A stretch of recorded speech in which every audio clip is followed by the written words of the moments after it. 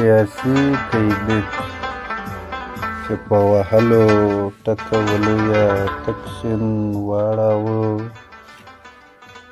نو د زندان تورې کوټې ته یې ورپورې واهه او دروازه یې د هغې پسې راوتړله.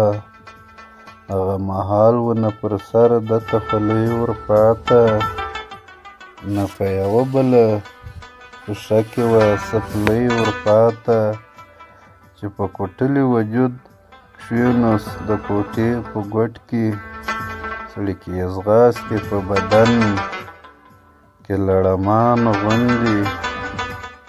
په دغه حال کې چې مځکې ته نظر ور واوښت، یو غټ لړم ور روان د ده په خوا په منډه.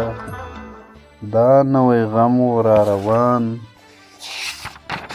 د ده په خوا په منډه، خو ده ونه کړه سول چې وکړي یو دم وار ورباندې، ولې چې دواړه لاسونه یې تر شا تړلي.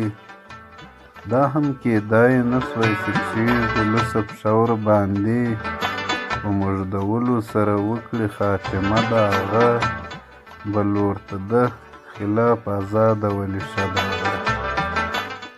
داسې دوی دواړه ژر د دوو پهلوانانو رنګه راڅرخېدل، یو پر بل باندې تر هغو چې شپه سوه.